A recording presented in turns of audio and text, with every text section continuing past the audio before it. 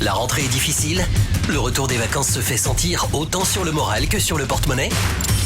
Pas de panique! Lamine Guérassi, Bad et toute l'équipe du Plus Lyon des Mornings ont trouvé la solution idéale pour égayer cette période réputée morose et vous redonner le sourire. Tout au long du mois, les deux animateurs du Plus Lyon des Mornings ont décidé de vous régaler en vous offrant 3 mois de loyer. 3 mois de loyer! Génial! Tous les matins. Une somme astronomique que vous pouvez gagner uniquement en écoutant Radio Espace et en regardant Espace TV. 3 mois de loyer offerts. Car vous le valez tant. Oh, merci! Radio Espace et Espace TV est un Noma. Hey. Yo. Groove Station, hip hop. Groove Station, Hussein Kaba. Tous les week-ends c'est hip hop. Vivez une fête sensationnelle, mortelle, exceptionnelle. Multidimensionnelle peut-être? Non, désolé. Ah d'accord. Ce modèle d'annonce, il n'y a que Adafo Média pour le faire. Pour toute information, contactez-nous 628 06 06 60. Adafo Média. Et si vous commenciez maintenant?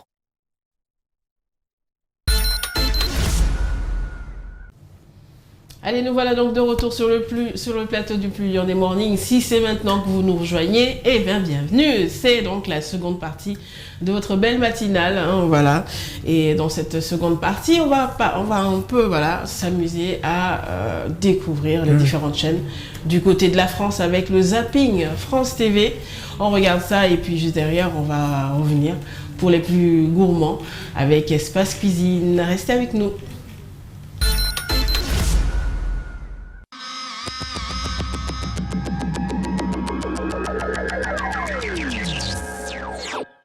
La vraie division humaine est celle-ci, les lumineux et les ténébreux. Diminuer le nombre des ténébreux, augmenter le nombre des lumineux, voilà le but. C'est pourquoi nous crions enseignement, science. Apprendre à lire, c'est allumer du feu. Cette image de cette caricature, ce dessin qui montre le président turc, vous le voyez, en t-shirt et en sous-vêtements en train de boire une bière et de soulever la jupe d'une femme portant un voile. Sevgililer sevgilisine bu denli hakaret eden bu namussuzlarla ilgili Mon turc en plume, mon petit pépère veut faire la guerre au camembert. J'ai essayé, dans un festival de caricature et d'humour, montrer que, on ne peut rien faire quand à un moment il y a une caricature, on ne peut que simplement l'accompagner. Mon père m'avait dit que l'homme avait peur de 2 choses, Dieu et la liberté. J'ai acheté en fait le papier toilette en prévision du confinement éventuellement. Et je me suis dit pour ne pas revivre la même expérience que le mois de mars, quoi. Tous, nous en sommes au même point. Débordés par une deuxième vague qui, nous le savons désormais, sera sans doute plus dure et plus meurtrière que la première. Et des masques que l'État ne fournit plus depuis le 5 octobre. Les pouvoirs publics n'ont absolument pas du tout anticipé la deuxième vague. Il faut que les gens qui dans le métro ont le masque dessous, que les gens qui l'ont, faut arrêter. Oh, sinon, on va tous y passer. Nous pourrions, certains le préconisent, ne rien faire et assumer de laisser le virus circuler. C'est ce qu'on appelle la recherche de l'immunité collective, c'est-à-dire lorsque 50-60% de la population a été contaminée. Le Conseil scientifique a évalué les conséquences d'une telle option. Elles sont implacables. À très court terme, cela signifie le tri entre les patients à l'hôpital. Et d'ici quelques mois, c'est au moins 400 000 morts supplémentaires à déplorer. Bienvenue en enfer. J'ai décidé qu'il fallait retrouver, à partir de vendredi, le confinement qui a stoppé le virus. Tout le territoire national est concerné. À Melbourne, on est dans le sud de l'Australie. Là, on célèbre la fin de plus de 3 mois de confinement. Commerces et restaurants ont pu rouvrir leurs portes. Les écoles resteront ouvertes. Le travail pourra continuer. Les EHPAD et les maisons de retraite pourront être visitées. Je suis inquiet, non pas pour moi, je suis en fin de vie, mais pour la jeunesse, pour les gens, les petites gens qui ont de gros problèmes financiers, je suis vraiment inquiet. C'est donc le retour de l'attestation. Comme au printemps, les réunions privées en dehors du strict noyau familial seront donc exclues. Les rassemblements publics seront interdits. Et vous ne pourrez pas vous déplacer d'une région à l'autre, à l'exception des retours de vacances de la Toussaint.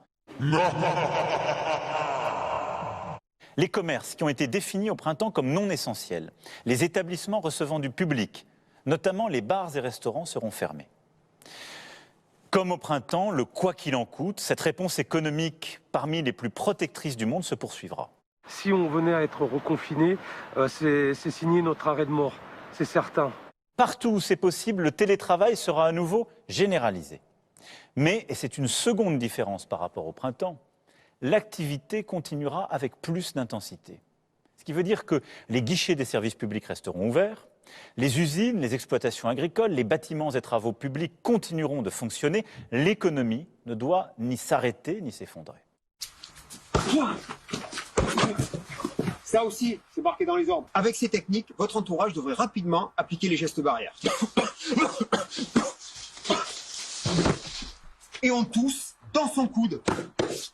Une fois encore, je vous le dis, la réussite dépend du civisme de chacune et chacun d'entre nous. Ça va se jouer, à mon avis, sur l'individuel. Ça ne va pas se voir dans la rue comme ça. Mais les gens vont être dépressifs, ils vont s'engueuler dans les ménages. Je pense que l'ambiance ne va pas être bonne dans beaucoup de maisons. Ce que l'on doit faire maintenant, c'est avoir une parole honnête, ne pas aller sur un plateau de télévision pour dire tout et son contraire, ne pas débattre. Quand il y a un débat entre deux médecins ou deux scientifiques sur un plateau, ça n'a pas lieu d'être. Donc il faut vraiment, je crois que c'est vraiment important que les Français donc vous demandez à vos confrères d'arrêter. Je leur demande, oui, je leur demande ce soir d'arrêter de dire n'importe quoi sur les plateaux de télévision. Chaque heure compte. L'ensemble de ces mesures doivent donc entrer en application au plus vite. Elles le seront dans la nuit de jeudi à vendredi. Et elles seront appliquées à minima jusqu'au 1er décembre.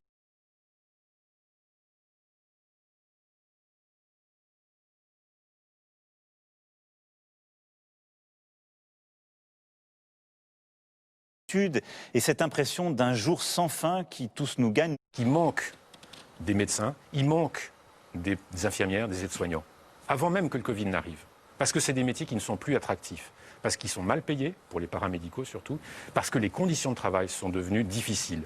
Nous sommes une nation unie et solidaire, et c'est à cette condition que nous y arriverons. Nous sommes la France. Une fois qu'on aura maîtrisé la deuxième vague, on lèvera le plan blanc. Il est possible qu'un certain nombre de soignants s'en aillent. Et ils ne reviendront pas de sitôt. Là, c'est pas l'inquiétude, elle ne porte pas sur les mois qui viennent, elle porte sur les années. L'hôpital, je le dis un peu solennellement, l'hôpital pourrait s'effondrer. Changer tout pour une vie qui va le coup. Changer tout, changer tout, changer tout.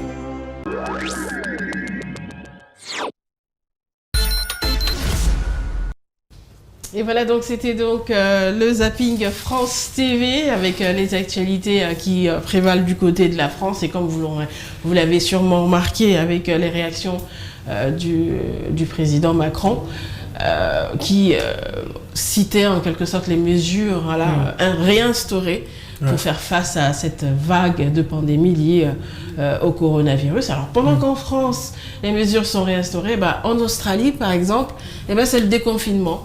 Voilà, donc on voyait donc ils s'en sortent mieux alors. Ils s'en sortent beaucoup mieux. Pendant 3 mois, ils étaient confinés chez eux, mais les Australiens, chez eux, les restaurants, les écoles vont réouvrir. Voilà. On a vu aussi le témoignage d'une malade là, qui était carrément sous assistance respiratoire et qui essayait d'expliquer un peu la gravité des choses et tout. C'était très touchant dans ce zapping France TV. Nous savons que vous essayez tout le temps de varier un peu votre petit déjeuner. Et cette fois-ci, aujourd'hui, on va vous proposer une autre recette de petit déjeuner, de la bouillie au fonio. Oui. Voilà. Alors, c'est pas n'importe quelle bouillie quand même. Vous verrez, il y aura forcément quelque chose de spécial que notre cordon bleu va vous montrer dans cette recette. Bouillie au fonio, c'est donc la recette du jour dans l'Espace Cuisine.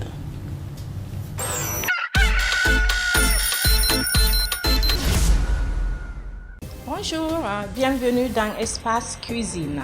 Donc, comme on a dit aujourd'hui, cette semaine, on fait que du fonio, des recettes à base de fonio. Là, aujourd'hui, je vais vous faire vraiment une recette toute simple, toute bête, qui est très bonne, très facile à faire, mais qui mérite d'être mis en valeur. Donc j'ai appelé ça le fonio au lait, tout simplement. Fonio au lait. Après, on agrémente avec notre miel pour les gens qui ne mangent pas du sucre, ou bien même sans sucre, ou bien vous pouvez mettre aussi du sel. Donc, je vais décorer avec la grenade et puis quelques amandes effilées. Donc, pour cela, vous faites bouillir tout simplement le lait. Une fois que le lait a bouilli, vous mettez le fonio. Donc, ça rappelle, on a l'habitude de faire ça, mais avec de l'eau. Mais moi, j'ai remplacé l'eau avec le lait. Donc, on met le fonio dans le lait bouillant et puis vous mettez un peu de sucre et vous laissez cuire au moins 10 à 15 minutes. Voilà, donc une fois que c'est cuit, vous pouvez donner même aux enfants, aux personnes âgées. D'ailleurs, on me commande souvent. Et puis, voilà, et nous-mêmes aussi. Hein. Donc, une fois que c'est bouilli, ça donne ça au lait avec du sucre. Et c'est tout. Vous pouvez ne pas mettre du sucre aussi. Donc, moi, j'ai mis ça sur ma carte du restaurant comme dessert. Donc, voilà, que je veux partager avec les téléspectateurs qui regardent Espace. Voilà, donc vous mettez votre fonio au lait. Vous pouvez aussi parfumer avec du sucre vanille ou des graines, les gousses de vanille. Voilà, donc après c'est à vous de mettre vos parfums. Voilà, donc mon fonio au lait. Donc j'aime bien, c'est la période de grenade. Donc je mets un peu de graines de grenade qu'on croque dans le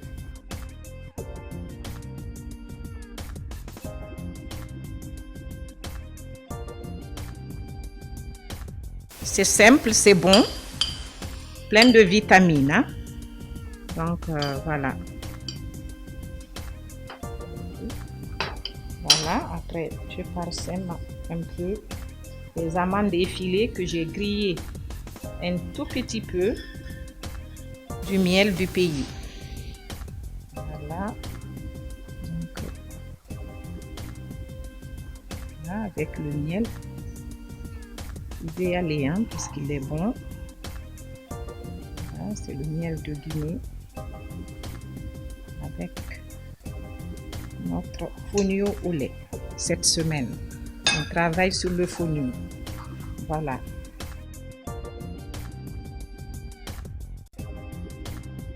Bon, voilà ma coupe de fonio au lait est parfumée au miel de Guinée avec des graines de grenade et puis des amandes effilées.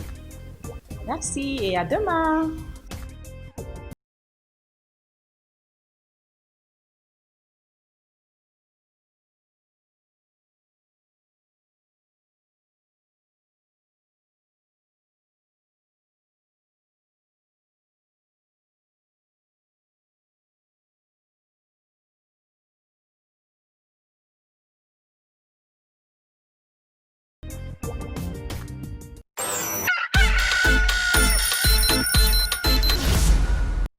Voilà, donc une recette très facile à reproduire à la maison. Hein. Ouais. Voilà, vous avez juste besoin de fonio, du miel du pays, et puis après du lait. Du lait, voilà. Ouais, et des grenadines, voilà, ou encore des amandes, comme elle l'a fait. Bon, les amandes et autres, c'est alternatif parce que vous pouvez même mettre de l'arachide grillé voilà aussi. Voilà ce que je voulais dire. Des cacahuètes. Des cacahuètes, vous pouvez le faire. En tout cas, à votre façon, il suffit juste d'être un peu plus créatif, comme l'a fait Madame Barry. Voilà, c'est ça. Sinon, on a aussi un grand reportage ce matin et cette fois-ci, on fait des statistiques sur un fait qui est en train vraiment de se gangréner dans la société guinéenne, c'est le viol, voilà.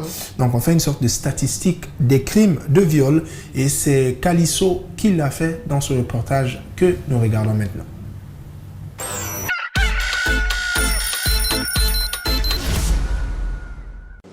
Âgées respectivement de 9 et de 12 ans, ces deux fillettes auraient été violées par un homme marié âgé d'une soixantaine d'années. Les prédateurs sexuels sont prêts à tout pour assouvir leur libido. 2 petites filles âgées de 11 à 14 ans viennent de tomber dans leur guet-apens. Le présumé violeur de la fillette de 11 ans reconnaît les faits, mais il affirme avoir agi sous l'influence d'un stupéfiant. J'avais mot de ventre et puis ma tête tournait. Je n'ai pas fait le rapport avec elle. Mais je l'ai touché avec mes doigts. Selon une enquête réalisée récemment par le Fonds des Nations Unies pour la population, 70% des femmes guinéennes sont victimes de violences basées sur le genre. Les coups et blessures arrivent en tête avec 76% des cas. D'après le constat fait par le service de médecine légale d'Ignace Dine, entre 2008 et 2018, le nombre de coups et blessures reçus par les femmes est passé de 882 à 2928 cas par an. Les agressions sexuelles occupent la 2e place avec 12%.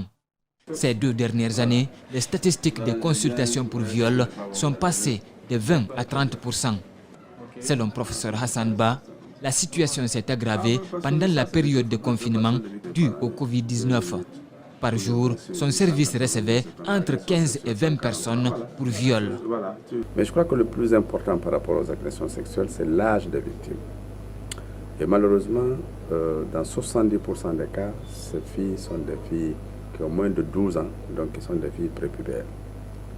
Donc, faites-vous une idée d'une consultation de 10 personnes par jour, consultation hospitalière, et ce que ça peut vous donner par an.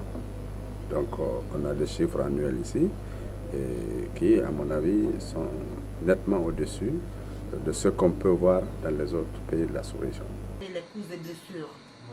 La plupart de ces cas de viol sont exercés sur des mineurs. C'est le constat fait par l'Office de protection du genre, de l'enfance et de mœurs. Cette année, il a traité 148 cas de viol sur l'ensemble du pays.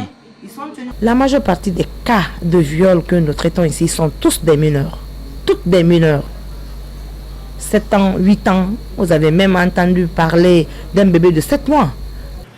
À la gendarmerie, c'est la brigade spéciale de protection des personnes vulnérables qui traque les prédateurs sexuels et autres bourreaux des personnes sans défense.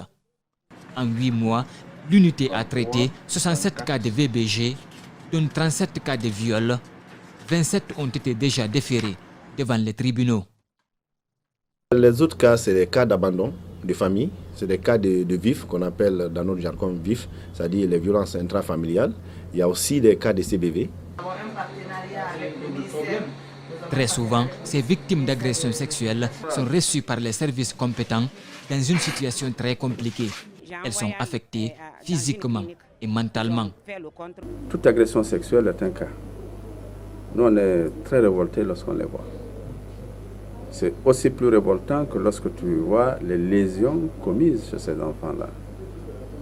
Moi, je me suis posé la question sur l'état mental de ces auteurs d'agressions sexuelles. Parce qu'on ne peut pas raisonnablement comprendre qu'un adulte puisse se jeter sur un enfant qui est de 4 ans, 5 ans. Et ce qui nous a amené à faire une étude au niveau des centres de détention et à la maison centrale pour vérifier l'état mental des auteurs d'agressions sexuelles.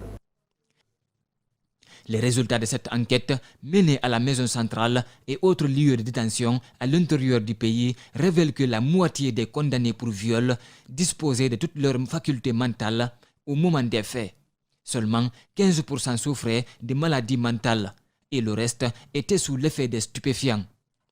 Je pense que on ne peut plus se refuser sur le terrain de la maladie mentale pour ça ne peut justifier un acte de viol. Voilà. Donc on a des chiffres qui montrent que ces auteurs disposent réellement de leur capacité mentale. Donc je crois que c'est un vrai problème de société auquel tout le monde doit faire face. Puis, de plus en plus d'enfants sont impliqués dans des agressions sexuelles, soulignent ces médecins légistes. Cela pourrait s'expliquer par leur environnement vital, l'influence des réseaux sociaux, mais aussi la défaillance de l'encadrement familial. Il faut sensibiliser les enfants à bas âge pour leur expliquer qu'on ne doit pas s'en prendre à une personne plus faible que vous. Parce que quand on dit violence basée sur le genre, ne voyez pas seulement les filles, Si la grande sœur, parce qu'elle est plus forte, se met à frapper son frère parce qu'elle pense que c'est une autre forme de violence basée sur le genre. Au niveau des adultes, beaucoup ont trouvé des astuces pour pouvoir continuer à violenter leurs partenaires dans l'impunité totale, regrette cet officier de la police judiciaire.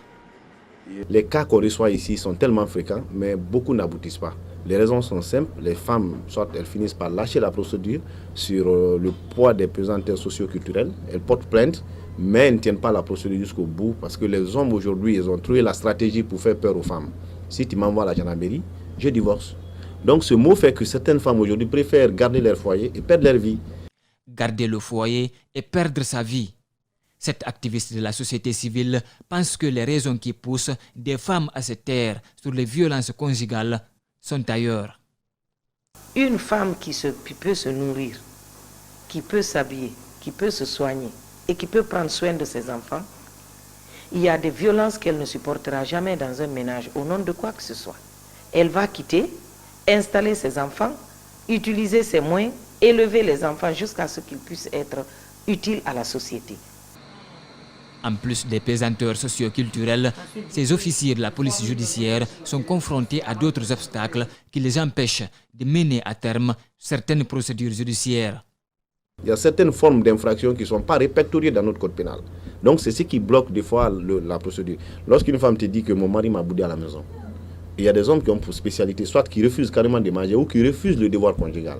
Vous verrez que ça, c'est des formes d'infraction, c'est des formes de souffrance morale que les femmes sont en train de vivre, mais tu verras que c'est un vide juridique dans le code pénal. Le Fonds des Nations Unies pour la population a mené une étude sur l'impact du Covid-19 sur les violences basées sur le genre en Afrique de l'Ouest et du Centre. Les résultats du rapport révèlent qu'au Mali, au mois d'avril 2020, le taux de VBG a augmenté de 35%.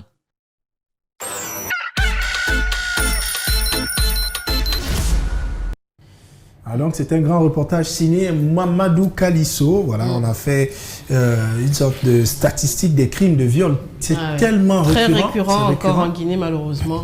Ouais, il y a eu beaucoup de soucis. Tout à l'heure, je t'ai expliqué un peu, j'ai un ami qui m'a appelé il y a quelques jours pour me dire qu'il y a une petite fille qui a été longtemps agressée sexuellement par son beau-frère, le mari alors de sa grande sœur, et qui est, selon la personne qui m'a appelé, qui serait un grand avocat. C'est un avocat qui est très connu ici en Guinée, qui le fait. Il ne m'a pas dévoilé encore le nom de l'avocat. Et donc, qu'est-ce qu'il fait? C'est que la fille, elle a grandi avec lui, c'est lui qui l'a élevée, c'est lui qui, il s'occupe de sa scolarité et tout, elle est à sa charge. Et donc, mais de l'autre côté, il agresse la fille sexuellement. Bon, selon elle, elle n'est pas consentante, donc c'est du viol. Il couche avec elle régulièrement, ils font des rendez-vous, il l'appelle, viens me rencontrer à tel lieu et tout ça. Et récemment, la petite a décidé de briser le tabou et d'en parler. En fait. Mais malheureusement, elle est partie voir sa sœur même qui lui a dit viens, Rabi. Elle est partie voir sa grande sœur pour lui dire voilà, ton mari, voilà ce qu'il me fait. Mais malheureusement, sa grande sœur même, à sa grande surprise, lui dit il ne faut pas salir mon mari. Voilà, c'est un grand homme dans le pays. Je ne veux pas ce genre d'accusation, donc tu n'en parles à personne. Donc la fille étant perdue. Elle appelle son papa aussi pour dire à son papa, voilà, je vais quitter ici, elle voulait quitter, voilà, parce que c'est des sujets tabous en Afrique, on n'en parle pas souvent avec les parents, malheureusement.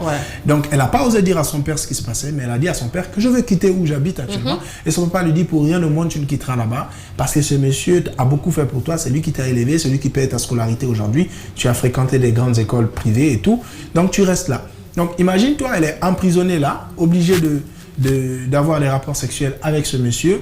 Selon elle n'est pas consentante.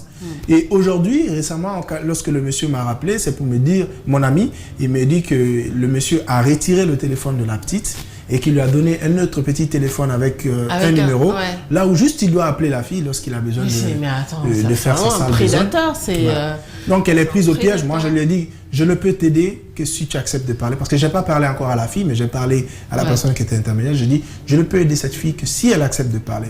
Mais du moment où elle n'accepte pas de parler, petit à petit, elle devient consentante. Il faut le dire comme ça.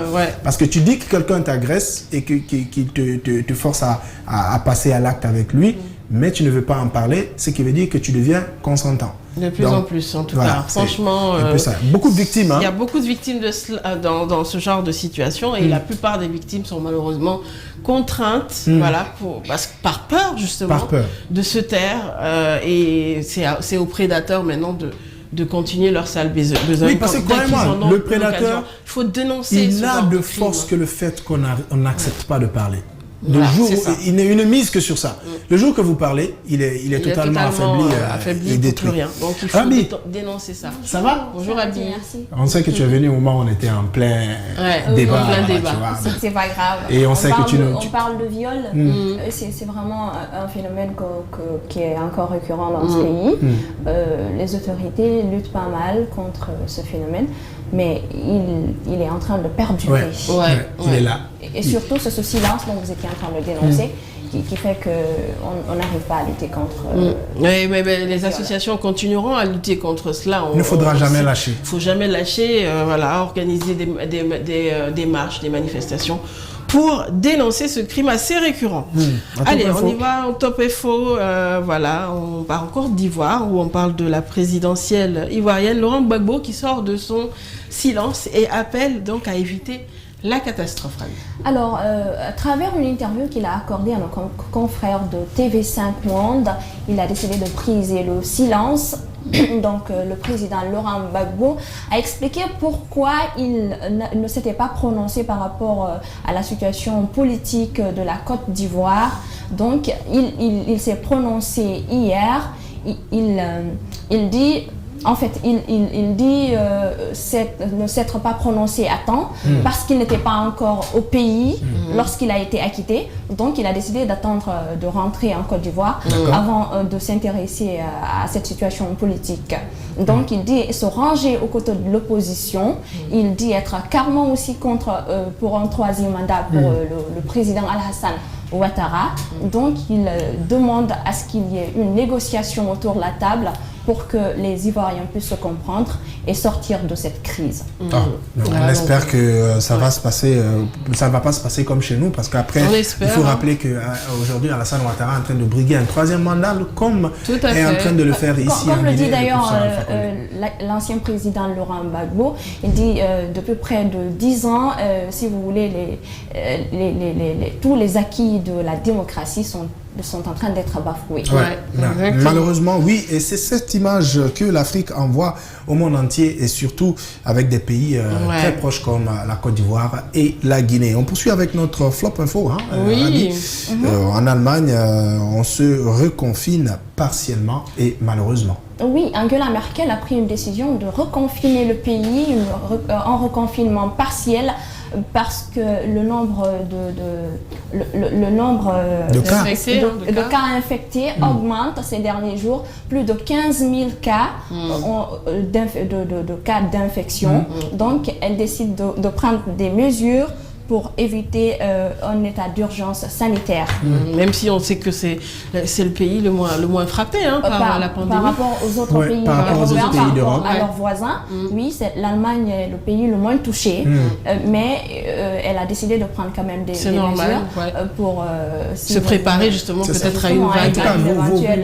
Vaut mieux prévenir que guérir.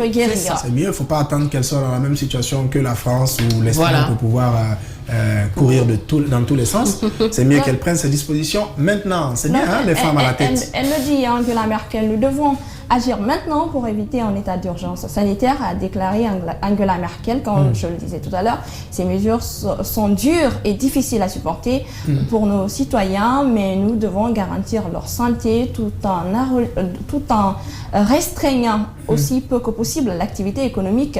Les mesures adoptées rappellent largement celles du printemps. Bars, restaurants, lieux de loisirs comme théâtre ou cinéma ou salles de sport doivent fermer pour un mois. Les contacts doivent être réduits à un minimum au plus de 10 personnes, mais pas de confinement à la française avec des attestations. Cette fois, les commerçants peuvent rester, les commerces peuvent rester ouverts, donc les écoles et les crèches également. Par contre, les voyages, les séjours touristiques en Allemagne sont pas possibles. Ne sont pas du tout possibles. C'est interdit pour le moment. Elle reste vigilante.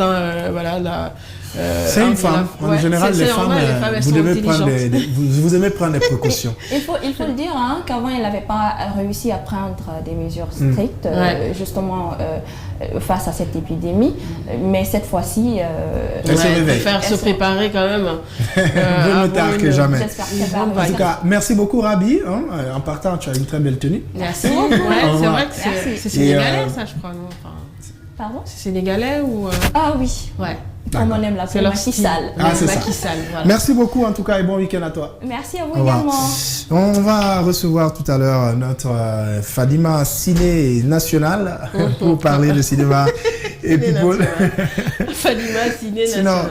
Le titre déjà du film qu'elle va nous détailler aujourd'hui, ce matin, c'est Mon grand-père et moi. Voilà, on peut déjà regarder ce petit extrait le temps qu'elle soit installée ici pour qu'on puisse gagner un temps, puisque c'est la dernière de la semaine. À tout à l'heure.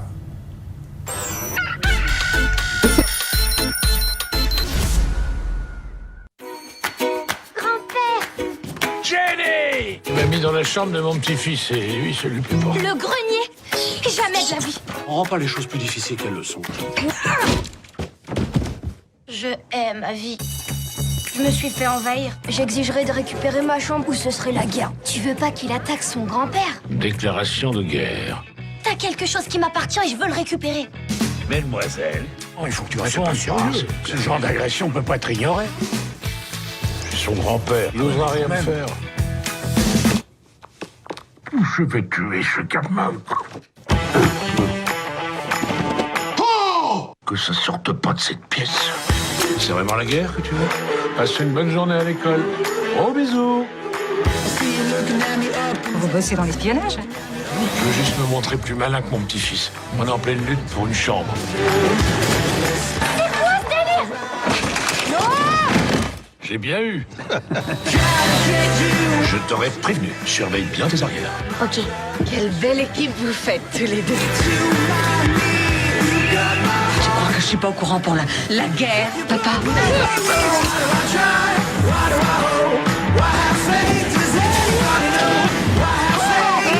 Je me suis vraiment amusée. Je suis beaucoup amusé, moi aussi. On se voit au dîner.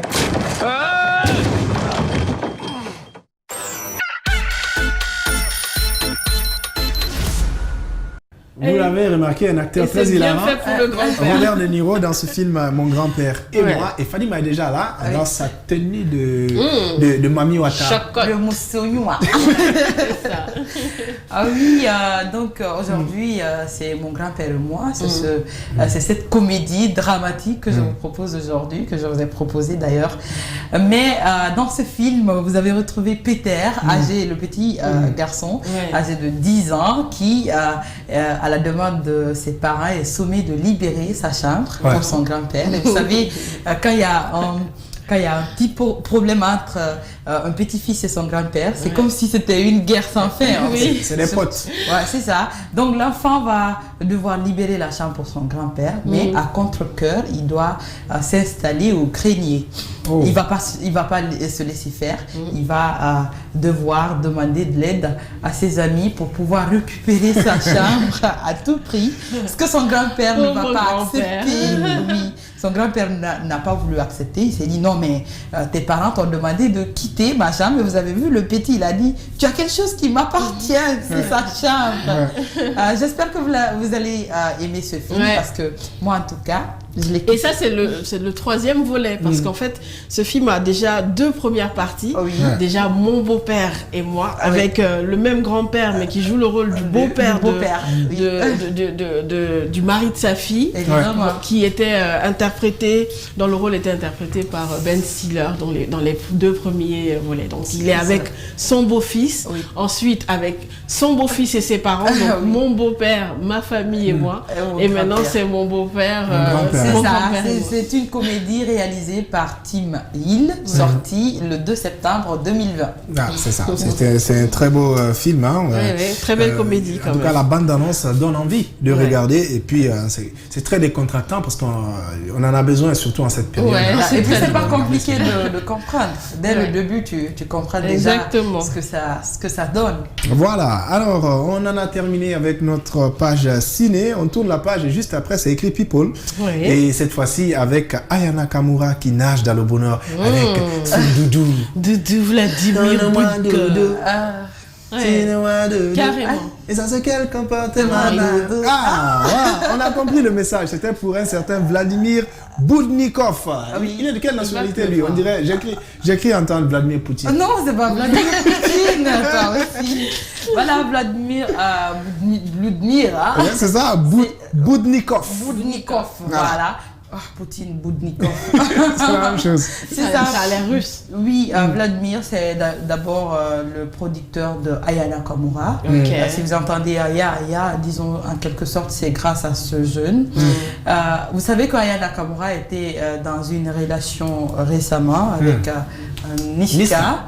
Voilà, qui a mal tourné d'ailleurs. Très mal tourné, parce qu'il y a eu une bastonnade. Il y a eu une bastonnade et même un clash sur Twitter où Niska même avait dit que Aya Nakamura est un beau mec. Ouais.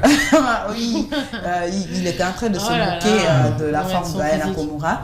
Mais après ça, on voit Aya Nakamura qui est toute joyeuse, qui continue sa vie, mais on ne savait pas qu'il y avait une histoire qui se cachait derrière, même si les gens pensaient qu'il y avait une histoire entre elle, il y avait une liaison entre elle et son producteur. À la fin, Aya Nakamura sort de son wagon et poste une photo avec son producteur en serviette, en pyjama, avec un gommage sur son visage. Elle s'éclate à fond, cette fois-ci, elle a posté la photo. Elle a dit qu'elle se sent bien. Et vous savez, quand elle poste ce genre de photos, vous savez que ça parle d'amour, ça parle de couple. Donc espérons bien que ça marche, parce qu'après, tu peux avoir tout, mais se sentir aimé par d'autres personnes, c'est pas tout le monde qui a cette chance. Alors, moi, ce que j'ai compris un peu dans ça, c'est que, on va essayer d'analyser ensemble. D'accord. Parce que là, c'est son producteur. Ouais. Depuis toujours, c'était son producteur. D'accord. Et même quand elle sortait avec Niska, c'était son producteur. Ouais. Bon, est-ce que peut-être que depuis longtemps, le producteur ne faisait pas la cour, mais qu'elle l'avait friendzoné?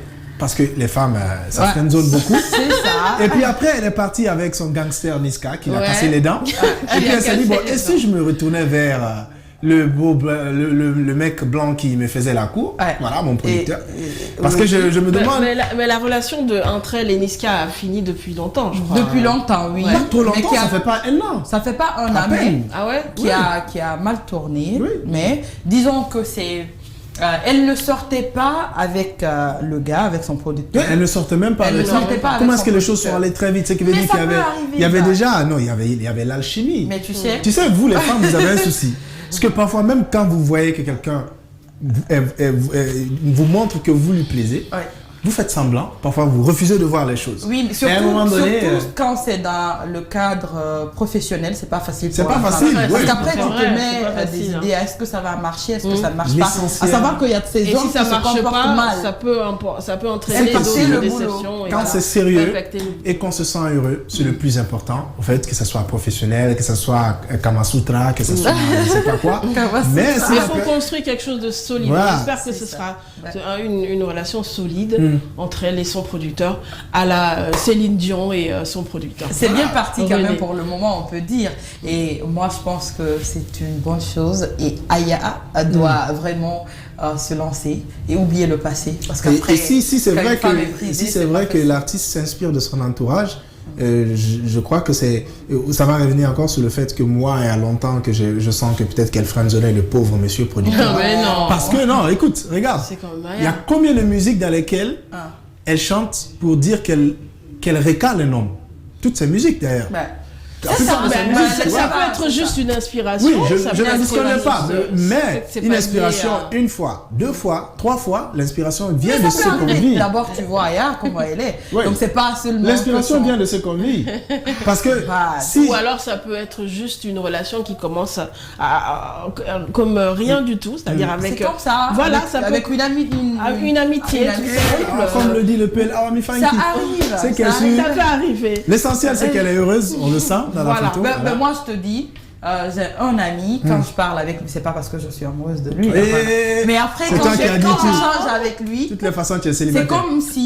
C'est comme si c'était une partie de moi en fait. Une partie de toi? Voilà, je suis très d'accord avec lui, je lui cache rien.